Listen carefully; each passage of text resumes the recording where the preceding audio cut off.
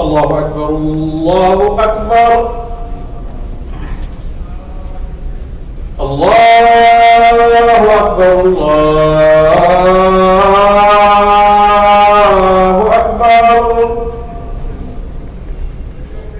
أشهد أن لا إله إلا الله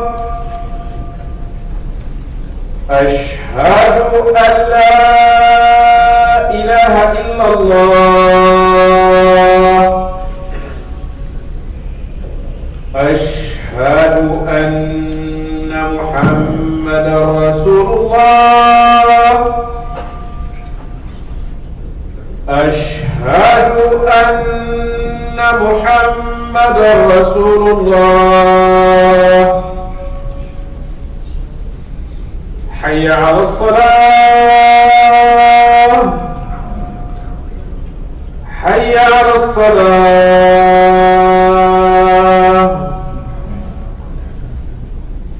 حي على الفلاح حي على الفلاح الله أكبر الله أكبر لا إله إلا الله لا إله.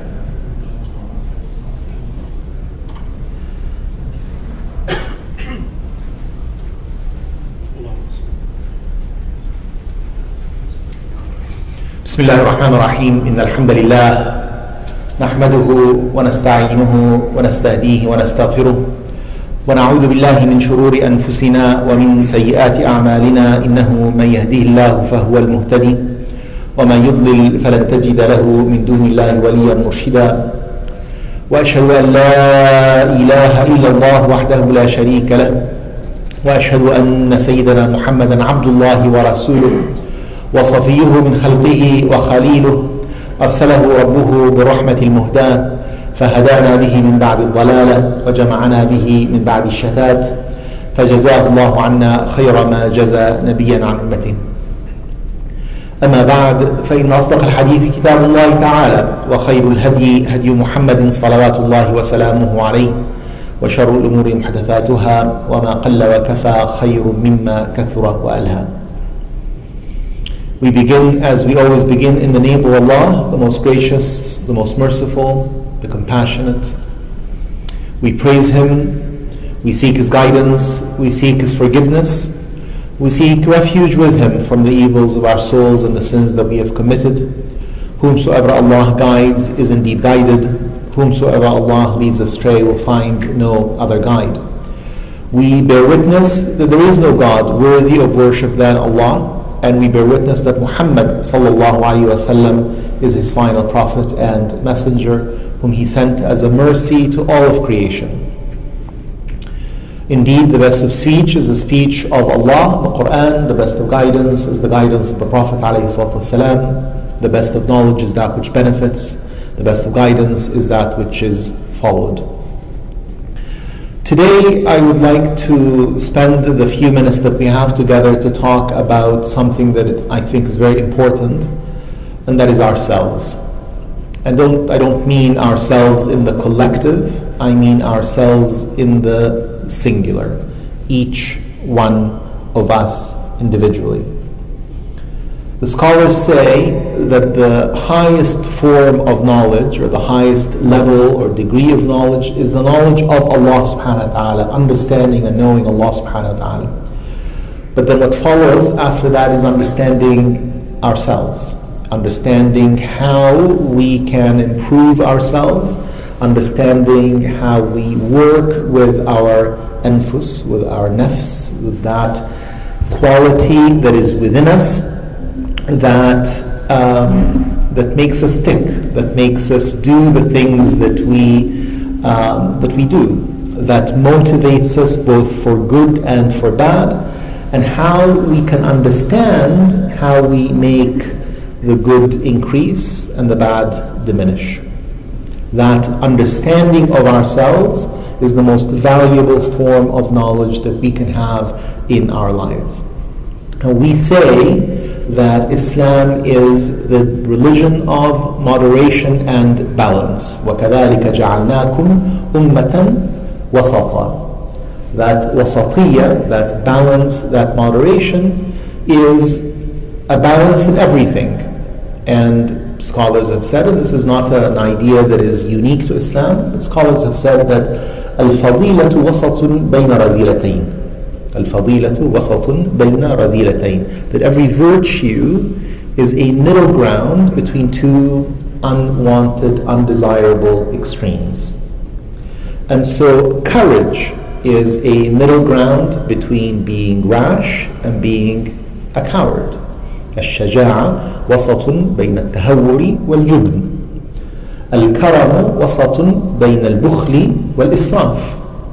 Being generous is a middle path between being a stingy person, being someone who does not spend, and between being a spendthrift.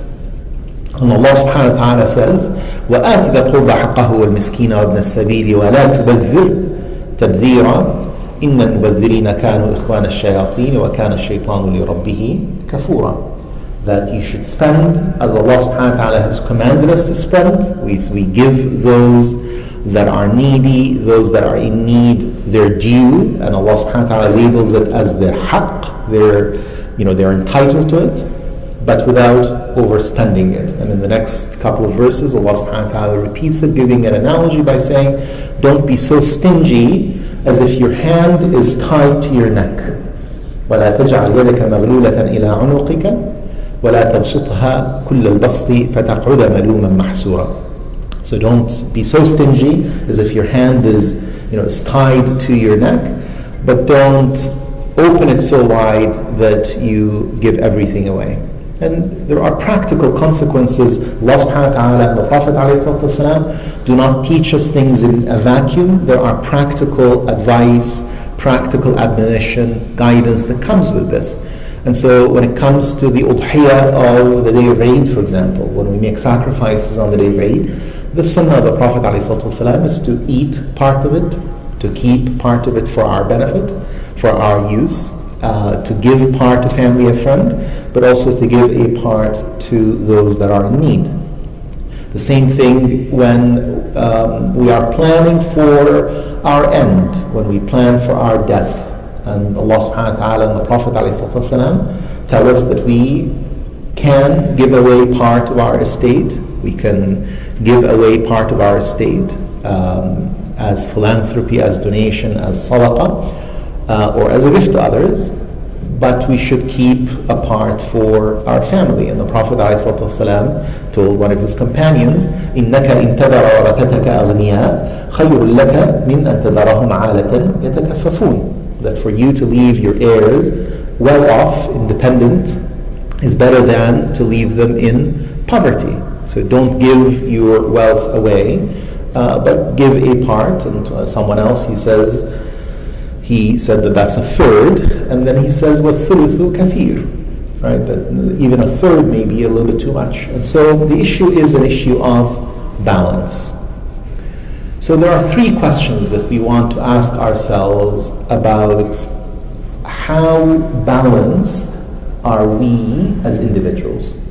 And again, I want to emphasize that the questions is for us individually. This is not a community question. This is not a collective question. This is a question, or these are questions that each one of us has to answer for himself or herself. It's a question about me. It's a question about my desires, my fears, my hopes, and so on. And the first question is, do we have a desire to be balanced? Do we have a desire to follow in this guidance when Allah subhanahu wa ta'ala says, وَكَذَلِكَ جَعَلْنَاكُمْ أُمَّةً وَسَطًا? That do we have an actual set of reflections? Do we wake up in the morning and ask ourselves a very basic question, which is, can I be a better person today? Right? That's the first step that we have to take if we have any hope of wanting to become better people, is that waqfa ma'a nafs, that taking the time to say, I want to be a better person. Now, maybe by the end of the day, we're not going to be fully successful, but for sure, if we don't have that reflection, if we don't have that, what people call intentionality, that niyyah, that azm, that irada, then it's not going to happen. Right? So having the will to do it or having the intention to do it doesn't make it happen, but not having the will, not spending the time, not reflecting is the path to definitely not be a better person. In fact, it is the path to be a terrible person. Right? And Allah subhanahu wa ta'ala talks about people that go through life unreflecting. They don't think about their purpose in life. What they think about is very basic things like eating and drinking. الَّذِينَ كَفَرُوا يَأْكُلُونَ كَمَا تَأْكُلُ الْأَنْعَامُ. The idea that you just go through your life without any intentionality, without any reflection on how do I become a better person. Now there's a hadith of the Prophet ﷺ that was included by Imam al-Nawawi in his 40 collection that also gives a very practical consequence to that intention. So we wake up in the morning and we say, I want to be a better person. Then what? And Imam al-Nawawi narrates this hadith where the Prophet ﷺ says, على كل سلامة كل يوم تطلع فيه الشمس صدقة. Right? That every part of our body, every organ owes an act of charity every day. Every time the sun rises, every day we wake up, one of the ways that we can be that intentional about being a better person is to say, these are the blessings I've been given, and so I will use each one of them to do something that is good today. And the examples that the Prophet ﷺ gives are very basic, very simple, right? That you mend between the relations between two people, right? That you remove something from a harm from people's way, and so on. Now, how does this relate to balance and wasatiyah? And the answer is, it is one of the ways that we refocus our energies and we refocus our efforts to say, I will take something away from myself. I will take some time away from myself to the public good. I will expend energy that I would have otherwise spent on this to do something that is good, and so on. And so that's the first piece that we want to sort of leave today with ourselves, is to ask ourselves this question on a regular basis. Every morning that I wake up, how can I be a better person? The second question that we need to ask ourselves is, what are my desires and my fears that make me veer off this middle path? Now, in the old days, and some people carry this tradition on today, at the end of every day, there is a wird. Now, a wird is just the Arabic word for something that you do recurrently. So there's a wird of dhikr. So you give yourself, you train yourself to do a certain amount of dhikr every day. There's the wird al-Quran. You read a certain amount of the Quran every day. And some people instituted for themselves something that they called wird al-Muhasaba. Wird al-Muhasaba is that at the end of the day, you account for yourself, how you spent your day, whether you did certain things, and it's people develop these tables where you say, this is what I've set out to do today. Did I pray all my 5 prayers on time? Did I smile in the face of my brother or sister? Did I do an act of charity? Did I spend this way? Was I angry today?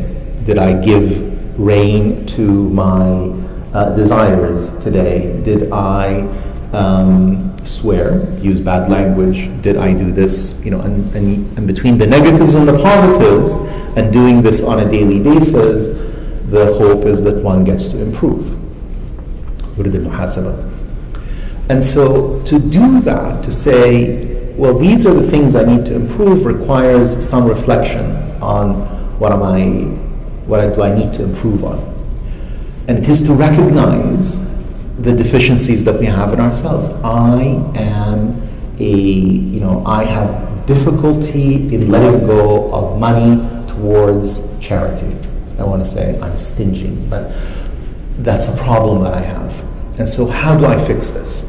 And you fix it by recognizing it, by trying to understand why it's there, and by putting it as a goal. Say, today I will give $5 towards something that is good. Today, or this month, or this week, I will set up automatic withdrawal with a relief organization, with an Islamic institution, with a poverty relief organization. I am not brave. I need to work on my courage. Right? And so this week, I will make a commitment to say a word of truth, even if it's uncomfortable to me. That this week, at least on one occasion, if I see something that I feel is wrong, I will speak out against it, even if it makes me feel uncomfortable. With wisdom, with good example, but I will push myself to be courageous. I will push myself to say something or take a stand or do something that I'm not comfortable with. I am not a very social person, and by that I mean I prefer to spend time with myself rather than give of my time to others. And so I will make the time this week, half an hour in a week, 1 hour a week, to spend time with someone that I don't know very well, and so on. It is the question of who am I, what are my fears, what are my desires, what are my areas of comfort, and how do I challenge these areas of comfort to be a better person? So the first question was, do I have a desire, do I have an intention to be a better person? The second one is much more precise or granular, which is, how do I become a better person? Meaning, what are the things I need to work on? How do I keep track of these things? How do I make sure that I sustain this from day to day and week to week and so on? The third question relates to this issue of sustainability. And it comes back to the notion of the Prophet ﷺ saying, Yadullahi ma'al jama'ah. Right? That the hand of Allah subhanahu wa ta'ala, the help of Allah subhanahu wa ta'ala is close to the collective. There is no effort at self-improvement that cannot be more successful with other like-minded people than with us alone. Right? For me to improve, it is far easier for me to improve when I surround myself of people who are like-minded. I'll give you a secular example that I think everybody will understand. We say in the medical world that the greatest, the strongest predictor of whether someone will be overweight is whether the people in their household are overweight. Right? If the household, if people in the household are overweight, then it is very likely that the patient, individual you're talking to, is also overweight, and it is very difficult for them to lose weight without their household, members in their household losing weight. Same thing with if your partner, if your wife or husband is a smoker, it is extremely difficult for a person to quit smoking. Right? We recognize this in the secular world, but it's the same thing in the spiritual world. Right? If our companionship, if our families, our households, our friends are people who are not interested in self-improvement, are not interested in aligning with certain values, are not interested in getting better, are not interested in understanding themselves, then it is very difficult for us to then make these changes, make them consistently, and make them sustainable. And so this is the only time that I'm going to shift from the individual responsibility to the collective piece and say, Yes, this is an individual responsibility. Yes, it is very important. It begins really with us making a deliberate set of choices and trying to understand ourselves in certain ways. But individually, we can only take it that far. We have a blessing of a community. We have a blessing of mosques in the city. We have a blessing of halaqas in this community. We have the blessing of many people that are able to provide a measure of knowledge and guidance and so on. But fundamentally, this is about our immediate circle. It is about our families. It is about our children and our parents and our husbands and wives and partners and so on. And so this is where it becomes a group effort. This is where our dinner conversation should go around how am I a better person today? وَمَا أُبَرِّئُ نَفْسِي. I'm not sharing this with you to say this is what I do, but it is first and foremost a reminder for myself that inshallah we may all benefit from this. أقول قولي هذا وأستغفر الله العظيم لي ولكم فاستغفروه يغفر لكم.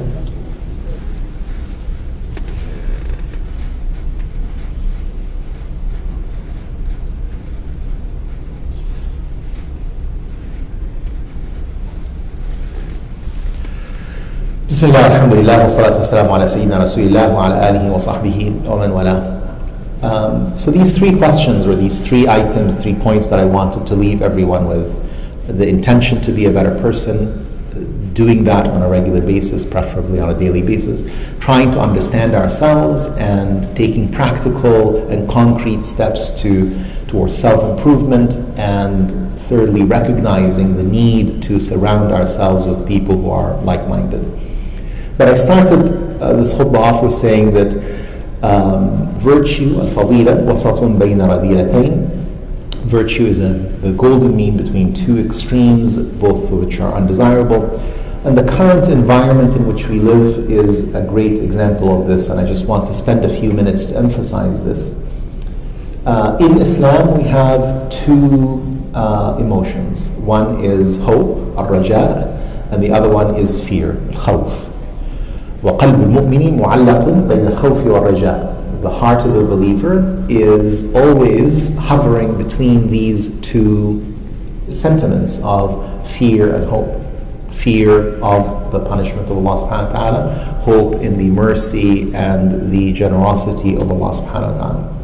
But this idea of hope and fear are very basic emotions that we all go through. And when we go through very uncommon, unpredictable, chaotic, complicated situations such as COVID, such as a pandemic, our actions are sometimes motivated by fear, and our actions are sometimes motivated by hope. And our actions will be good individually and collectively as long as they are maintaining that balance between these two emotions. As long as our actions are not entirely out of fear, we're not behaving, we're not letting loose, letting our fear dictate our actions as individuals, as communities, who we interact with, what we do, etc. But also as long as we do not simply start acting out of hope without that hope being grounded in real data, in real science, in real knowledge. This is a problem that is plaguing communities today. We're seeing entire provinces that just based their health policy on wishful thinking. And today, colleagues in Saskatchewan are telling me that they are suspending significant elements of their health services. There's no organ donation that is taking place in Saskatchewan as of today. And a colleague told me that there are 4 ICU beds away from having to ration intensive care, so that somebody that comes into the emergency room will not be placed on a ventilator because they don't have any. Inshallah, our hope is that doesn't come to that, but that is what happens when people act out of wishful thinking. We will not call it hope, we'll call it wishful thinking, ungrounded action. There are other communities and other individuals whose actions are based entirely out of fear. And if they had their way, they would shut everything down every possible way. الفضيلة وسط بين رذيلتين. And so virtue, good decision making, takes a good balanced path between these two extremes of fear and ungrounded fear and ungrounded hope. It is grounded in good science, it is grounded in good data, it is grounded in good assessment, and it is grounded in communicating well with the community. And I think, alhamdulillah, Allah subhanahu wa ta'ala has blessed this community in London, Ontario with very good decision making that has happened since the beginning of this pandemic. We hope that Allah subhanahu wa ta'ala will lift this scourge soon, that we will be able to resume more of our normal activities. But until such time as Allah subhanahu wa ta'ala ordains that, we continue to be patient and we continue to make our decisions in the best possible way that we have. عباد الله اعلموا أن الله أمركم بأمر عظيم بدأ به بنفسه وثنى به على ملائكة عرشه واختتمه بكم أيها المؤمنون حيث قال عز من قائل إن الله وملائكته يصلون على النبي يا أيها الذين آمنوا صلوا عليه وسلموا تسليما اللهم صل على سيدنا محمد وعلى آل سيدنا محمد كما صليت على سيدنا إبراهيم وعلى آل سيدنا إبراهيم وبارك على سيدنا محمد وعلى آل سيدنا محمد كما باركت على سيدنا إبراهيم وعلى آل سيدنا إبراهيم في العالمين إنك حميد مجيد اللهم اغفر للمؤمنين والمؤمنات والمسلمين والمسلمات الأحياء منهم والأموات إنك سميع قريب مجيب الدعوات يا أرحم الراحمين اللهم ارفع مقتك وغضبك عنا ولا تؤاخذنا بما فعل السفهاء منا ولا تسلط علينا بذنوبنا من لا يخافك ولا يرحمنا يا أرحم الراحمين اللهم إنك عفو تحب العفو فاعف عنا يا كريم اللهم لا تدع لنا في يومنا هذا ذنبا إلا غفرته ولا عيبا إلا سترته ولا دينا إلا قضيته ولا مريضا إلا شفيته ولا حاجة من حوائج الدنيا لك فيها رضا ولنا فيها صلاح إلا قضيتها ويسرتها يا أرحم الراحمين عباد الله اعلموا أن الله أمركم بثلاث ونهاكم عن ثلاث أمركم بالعدل والإحسان وإيتاء ذي القربى ونهاكم عن الفحشاء والمنكر والبغي يعظكم لعلكم تذكرون اذكروا الله يذكركم remember Allah He will remember you واشكروه يزدكم thank Him He will give you forevermore واستغفروه يغفر لكم seek His forgiveness He will surely grant it to you وأقم الصلاة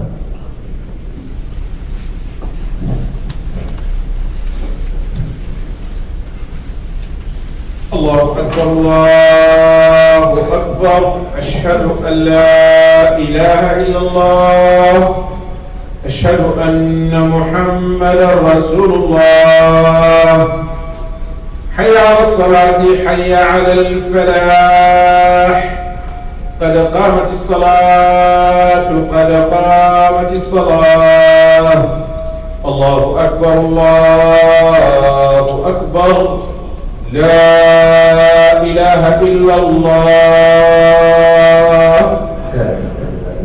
توجهت إلى الله من قلوبكم focus on Allah subhanahu wa ta'ala in your hearts during the prayer الله أكبر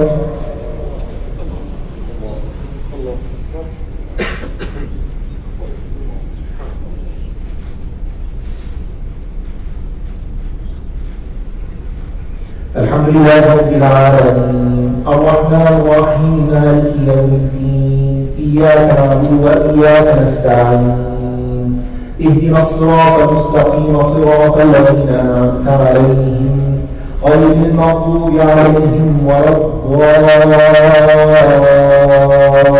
الضالين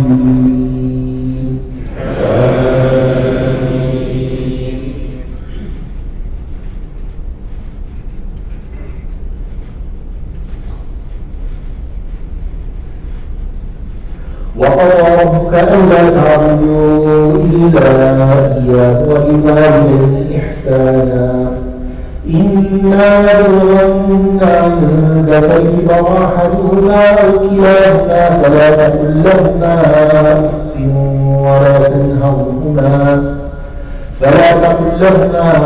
أف ولا تنهرهما وقل لهما قولا كريما واخفض لهما جناح الذل من الرحمة وقل رب ارحمهما كما ربياني صغيرا ربكم أعلم بما في نفوسكم إن تكونوا صالحين فإنه كان للأوابين غفورا.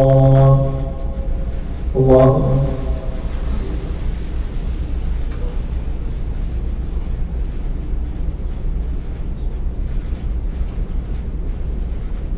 سمع الله لمن حمده. الله أكبر. الله أكبر.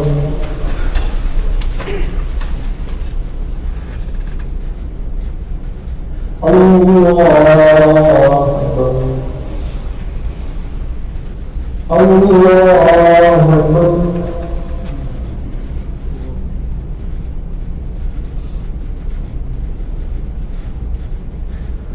الله أكبر.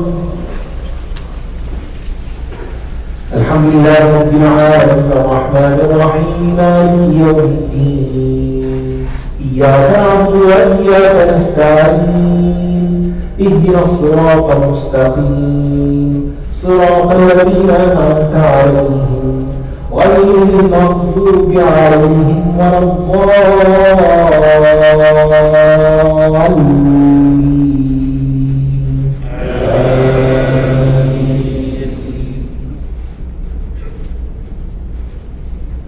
ربكم أعلم بما في نفوسكم إن تكونوا صالحين فإنه كان للأوابين غفورا وآت ذا القربى حقه والمسكين وابن السبيل ولا تبذر تبذيرا إن المبذرين كانوا إخوان الشياطين وكان الشيطان لربه كفورا وإما تعرضن عنهم ابتغاء رحمة من ربك ترجوها فقل لهم قولا ميسورا ولا تجعل يدك مغلولة إلى عنقك ولا تبسطها كل البسط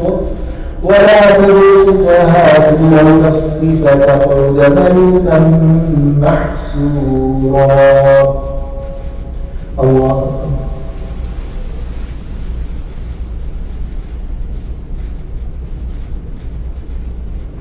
سمع الله لمن حمده.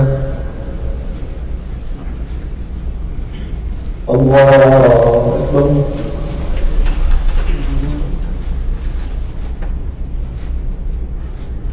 الله أكبر. الله أكبر.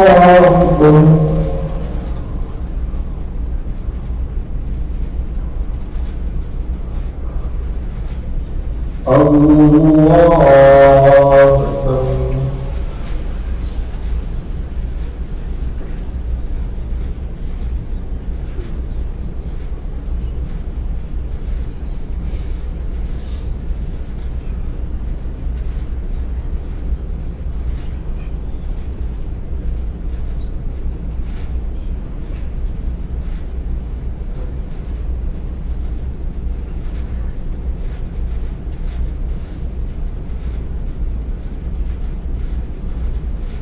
السلام عليكم ورحمة الله.